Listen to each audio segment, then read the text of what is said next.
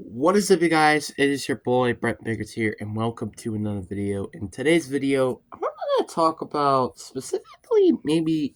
Now, I know I'm not a fantasy guy myself. I don't really talk about fantasy that much, and also you may see right there, I am right now on Fortnite. Yeah.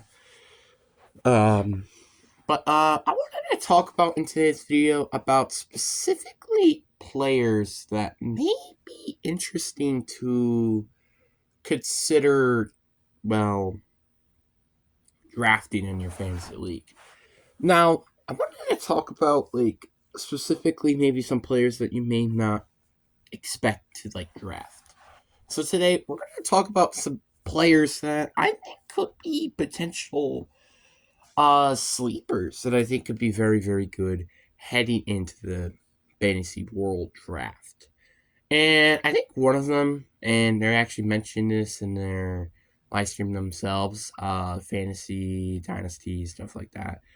Kyler Murray. I like Kyler Murray. I think Kyler Murray could definitely be a very big fantasy player. Um, Now, if they do trade back, let's say in this world, where they trade back again, um, they still have so many first round picks, may I add you. Like, what if they trade with the Vikings? Let's just say that. They get three first round picks, where probably they're probably going to get maybe a wide receiver with one of those picks, I would say. Maybe an O lineman, and then a defensive player, maybe edge rusher. Those were, I would say, probably what they would be using in the first round. And may I add you, they have plenty of third round picks as well. I think they have like three or two third round picks as well. So yeah, this team has a lot of draft capital, and they are not scared of trading back and maybe even trading up even. So I would say this is a pretty good team, probably going to be very well structured, I think, heading into the season. And honestly, one of the more, in my opinion, sleeping teams heading into the season. And then there's another sleeper player that I may consider adding on this list, and that's JSN. JSN had a, I think, okay rookie season in terms of fantasy, but I think JSN's going to probably have more production and also a better season due to Tyler Lockett most likely progressing. And also with DK Metcalf, he actually missed 4 weeks last year. So you never know with him being injured. Let's say they both got injured because Tyler Lockett, it makes sense, and DK Metcalf now with his injury history, there is a realistic chance that this could happen. Now, could they both be injured at the same time? I don't think so. That's pretty unlikely to happen, in my opinion. But them both being injured this season is sort of likely. Tyler Lockett, I did think, missed a couple of games last year. DK Metcalf missed like 4 or 5 games last year due to an injury. So there's that. So yeah. I definitely think this is one of the more sleeper teams in the league, and um well, the Seahawks, I do think they kind of have an interesting of what they're going to do, but I think this is going to be arguably, I think, a very, very good team. And speaking of the Seahawks, let's talk about another sleeping thing about the Seahawks, and that's their defense. I wanted to talk about their defense as well because their defense is, in my opinion, gonna be better than it was last year. Obviously, they didn't really do a ton in free agency to make this defense better. As a matter of fact, I think maybe their defense got slightly, was it slightly better or slightly worse? I honestly don't know. I think it was slightly better. Like, I do think the Jerome Baker and Terrell Dotson is slightly better than Bobby Wagner and Jordan Brooks, just because Jordan Brooks hasn't been that good so far in his career. And well, Bobby Wagner's old, and none of these are even at 30. So there's that. Obviously they're probably gonna use it this on. They're also probably gonna draft in the first round, trade back or not, maybe in the draft. Obviously, there has been mock drafts about us drafting like a center or a guard, but I think either way, this is a very sleeping defense, especially with like having like the Cardinals and the Rams potentially being not really good offenses maybe heading into this season. Now, I want to talk about the next season. I want to talk about Hollywood Brown. He's probably going to be arguably their target number 2 on this offense due to the factor that they have no receivers, although they may draft receiver, and that might be a different story. But I think, in my opinion, right now, Hollywood Brown has a very good chance of becoming a very good receiver. You remember back in 2021 where like Juju Smith-Schuster got a contract and something like that? Yeah, he could be a potential WR2 on an offense where, may I add you, Travis Kelce did not had a good season last year in terms of fantasy. So I know that because my dad was ranting about that. So yeah, I do think that this is going to definitely be a season where one of these receivers are going to play well, and maybe Hollywood could be one of those players. And speaking of another Chiefs receiver that is also expected to, well, do something, I think we have Miko Harmon. I don't remember where he is, but I'm pretty sure he's his little Chief, and honestly, it's the exact same reason that I could say with Hollywood. He's a good receiver, and plus he actually has experience on this roster. So honestly, one of these receivers had to do something, or the rookie receiver. So just mentioning that. But then we have, I think, another potential sleeper option. We have Devin Singletary. Now, Devin Singletary is the lead back for the Giants, obviously. Nothing special, but I think the Giants, if they draft a receiver, to not have him just be constantly targeted at, and this receiver is pretty good, may I add you. So obviously, maybe it could be a Romeo Doomsday. It could potentially be Malik Neighbors, or heck, maybe potentially Marvin Harrison somehow.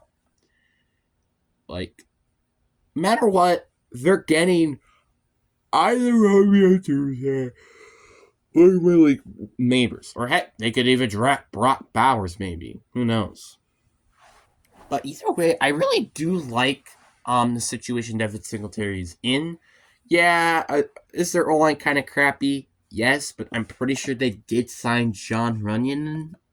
And also they still have Andrew Thomas and maybe Evan Neal could maybe take a step up heading into year 3. So, I mean, like, there is potential there. There is potential. I'm just trying to think real quick. I think we're on to number 7. I don't know. I apologize if this is not 10, by the way.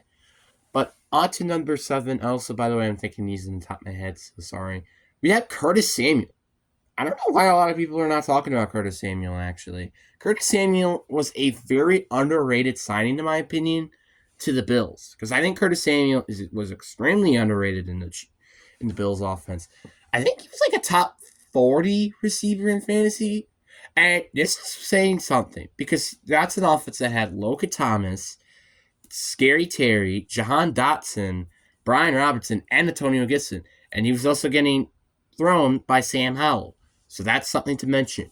So, and now he's going to be in an offense where he's going to probably be most likely a more bigger role because there's Dalton Kincaid, Dawson Knox, Stephon Diggs, James Cook, but I need more players from the Commanders than I did for the Bills. Let's see here. We had 1, 2, 3, 4, 5. I have 1, 2, 3, 4 right here. That's not bad. And let me mention something. Josh Allen's way better than Sam Howell. I'm just saying. Yeah, do I think he's overrated? Yes. Do I think he's better than Sam Howell? Yes, absolutely. So, yeah, I think Curtis Samuel could be a very good receiver in this offense, and who knows? He could be maybe a very big sleeper heading into the season. Honestly, I think he's worth maybe even drafting in round 5 or round 6 in a like 10 people draft. I think it's pretty worth taking a gamble on him because Curtis Samuel had a pretty poor situation in Commanders, which is why he probably wasn't doing so good in fantasy wise. But he was doing pretty good, I'm pretty sure, back in Carolina. So what does that mean? Anything? So honestly, I think for the Bills, he should be a very, very good, confident WR2 or WR3. Or just a receiving catcher. Just, something. Now we're on to number 8. I think another player that I feel like could be a potential sleeper, I think maybe this season, um, is Zach Moss. Honestly, I can't believe that people are saying Chase Brown is going to be the starter for the Bengals. 'Cause I don't believe that's going to be the case because Zach Moss there was a time where he was a top 5 player in fantasy, and I'm pretty sure a lot of people just forgot that he even existed. Because if nobody's taking this man before round 5, you have to take him at that point.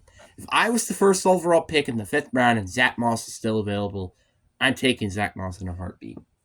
Because Zach Moss is, in my opinion, a very good running back who has a ton of potential.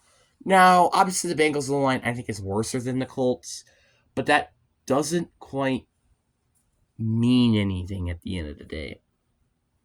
Like, the Colts still struggled 2 years back, may I add you. And the Bengals, they have Orlando Brown, they have I honestly kind of forgot their O-line players. They had Jonah Williams, but I can't really remember anybody.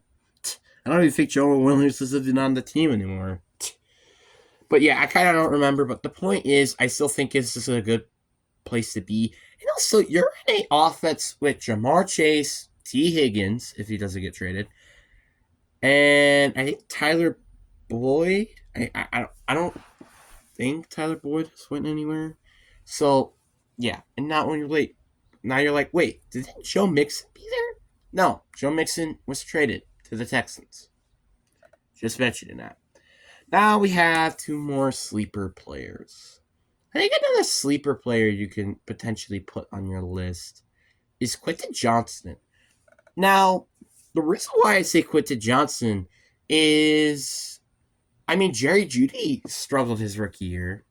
And also, by the way, a lot of rookies that had poor rookie years and yet make it to the Hall of Fame. Let's talk about players like not Joe Montana, John Elway, Brett Favre, Peyton Manning. Like, I could go on and on about how good players don't turn out to have good seasons. Or Walter Payton. I mean, I could go on and on. Like, if he could just work better on his catching and also because obviously I think he's going to get more reps now this season due to the fact that, well, Keenan Allen and Mike Williams are not here anymore. And your best receivers right now are Jason Palmer, Quentin Johnston, and Jerry Jeudy. They're probably going to be most likely drafting a receiver. So what does that mean?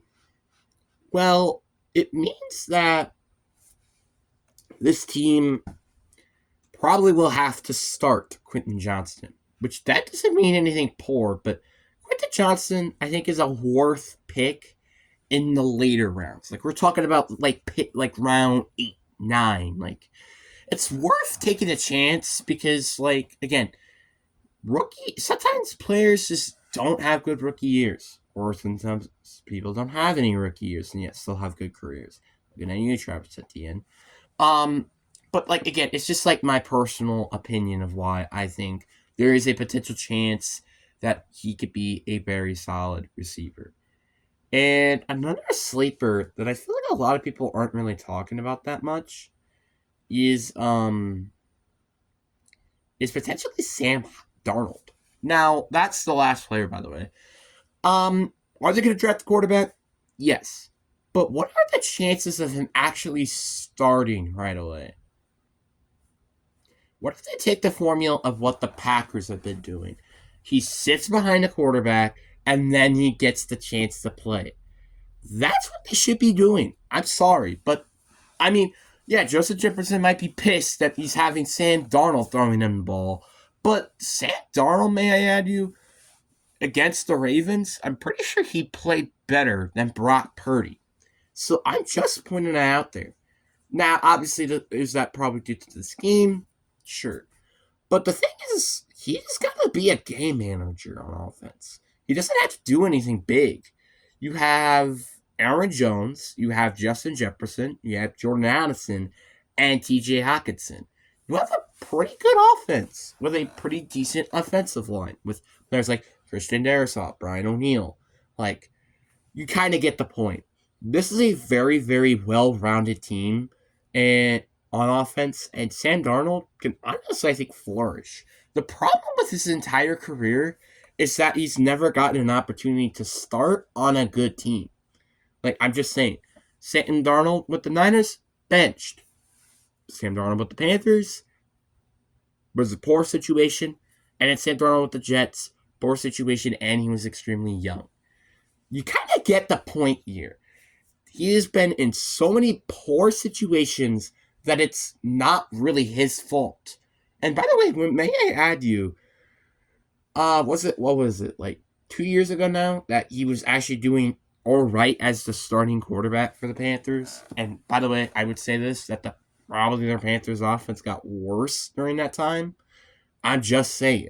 Could have been because of coaching? Sure. Could have been because of something else? Maybe. I don't know. But the thing is, that's the point I'm trying to get here. This guy has been completely set on this entire career, and who knows? Maybe he might be the new Taylor Heineke. Who knows? Or Geno Smith, may I add you? Because, like, seriously, how has this man not gotten a starting opportunity yet?